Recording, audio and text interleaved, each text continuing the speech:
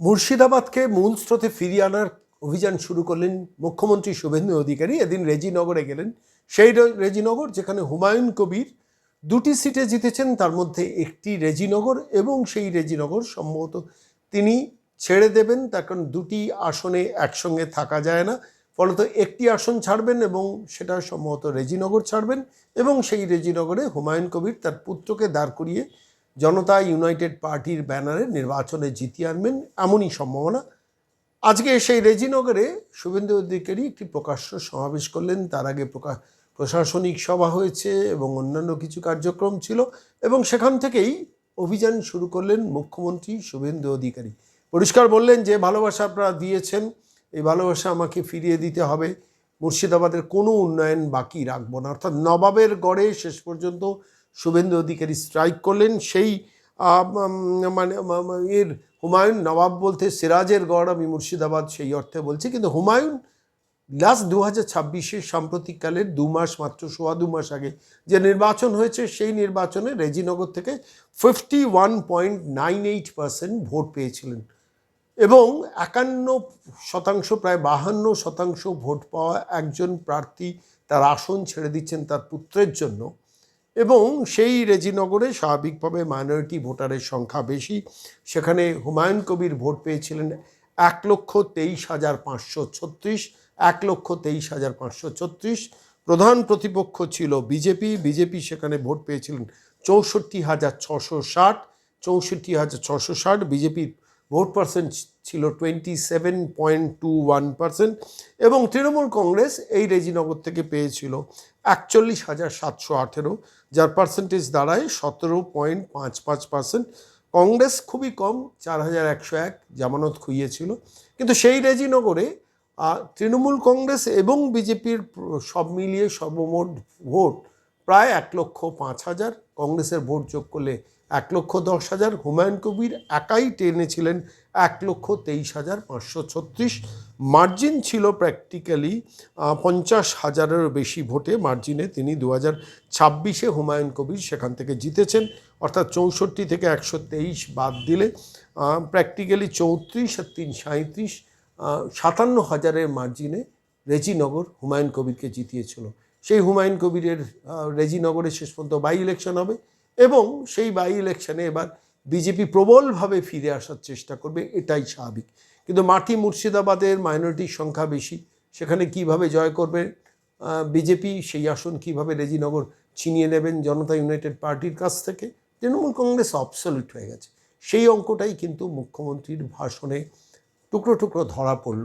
আমি আজকে সরাসরি আপনাদের রেজিনগরে নিয়ে যাব, মুখ্যমন্ত্রীর রেজিনগর সফর, এবং সেখানে যে ভাষণটা দিলেন একটা অংশ বিশেষ আপনাদের শোনাবো। এখানে যিনি জেতার পরে পদত্যাগ করেছেন দুটো জায়গায় জেতার জন্য, উনাকে আমি বলেছি আপনি নির্বাচিত প্রতিনিধি, সংবিধান মেনে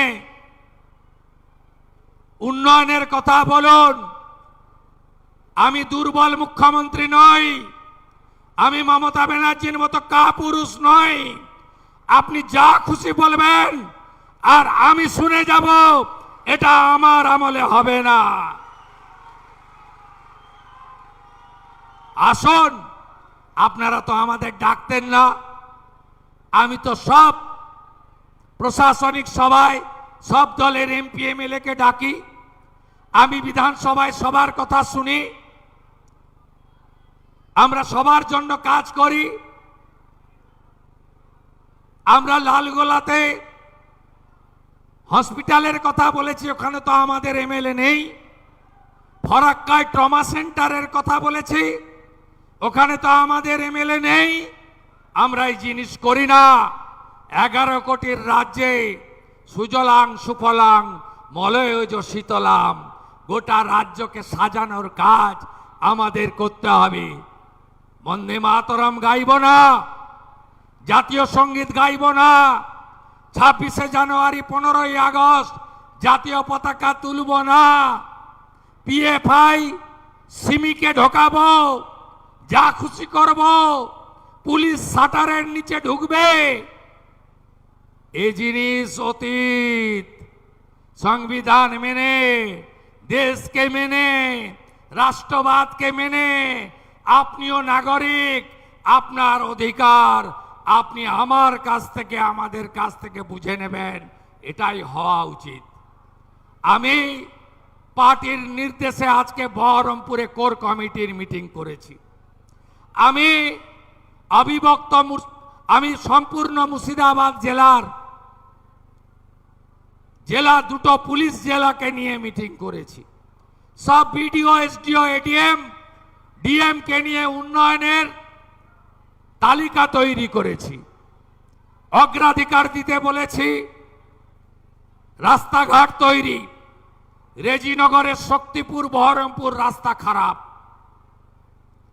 ভাকুড়ি থেকে করিমপুর মোড় রাস্তা খারাপ, রাস্তাগুলোকে সারাতে হবে। আমি আপনাদের কাছে পরিশেষে চাইতে এসেছি, ফলতাতে উপনির্বাচন হয়েছিল, পুনর্নির্বাচন। আমি ফলতায় গেছিলাম, বলেছিলাম বিজেপি প্রার্থীকে জেতান, স্পেশাল প্যাকেজ পাবেন। ফলতা কি কি পেয়েছে জানেন? স্পেশাল অর্থনৈতিক অঞ্চল হয়েছে, মহিলা কলেজ পেয়েছে, 100 বেডের হসপিটাল আপগ্রেডেশন হবে, ফলতাতে ফায়ার ব্রিগেড স্টেশন করা হয়েছে, ফলতাতে বিশেষ উন্নয়ন প্যাকেজ দেওয়া হচ্ছে। রেজিনগরেও আগামী 2-2.5 মাসের মধ্যে উপনির্বাচন। ভারতীয় জনতা পার্টির 207টা এমএলএ আছে, আমিও দুটোতে জিতেছিলাম। ভবানীপুরে দ্বিতীয়বার মমতা ব্যানার্জি আমার কাছে হেরেছে। আমার এলাকায় এসে আমাকে হারাতে গেছিল, ওখানকার লোক উনাকে হারিয়ে টাটা বাই বাই করেছে। আমি এবারে উনার এলাকায় উনাকে হারাতে এসেছিলাম, উনাকে হারিয়েছি। নন্দীগ্রামে উপনির্বাচন হবে, ওটা তো আমার উপর ছেড়ে দিন। ওখানে কত ভোটে জিতবো আমি জানি, সীমা নেই, অনেক বড় ভোটে জিতবো। রেজিনগরটা দেবেন তো? দেবেন? দেবেন? একটা নয়, দুটো ব্রিজ দেব, পরিযায়ী শ্রমিকদের বাড়ি ফেরাবো, যত আবাস লাগে দেব, যা চাইবেন দেব, দুহাত ভরে দেব।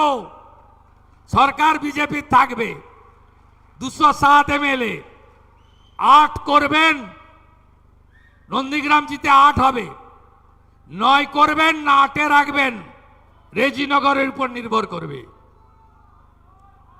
কাকে পাঠাবেন? ঝগড়া করবে, ধমকাবে, কমিউনিটির কথা বলবে,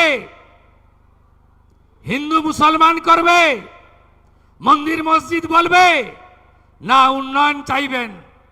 উন্নয়ন যদি চান, হাতে কাজ, পেটে ভাত, মাথায় ছাদ, সোলার আলো, আরো স্কুল, আরো কলেজ, আরো রাস্তা, আরো ব্রিজ, ঘরে ঘরে নলে জল, কৃষকের অধিকার, পরিযায়ী শ্রমিক বাড়ি ফিরবে, তার স্ত্রী কন্যার পুত্রর সঙ্গে বাড়িতে থাকবে, বাবা মা সেবা করবে। যদি চান, পদ্ম ফোটাতে হবে। দেবেন তো? দেবেন? দেবেন? কথা দিচ্ছেন? ফলতা কথা দিয়েছিল, কথা রেখেছে। আর রেজিনগরের নির্বাচন এই টিম করবে, পুরো টিম করবে। আর আমি তো থাকবই, আমি তো থাকবই। আমি চিনি রেজিনগরের মাটি। আমি আগস্ট মাসে আবার শক্তিপুরে আসবো।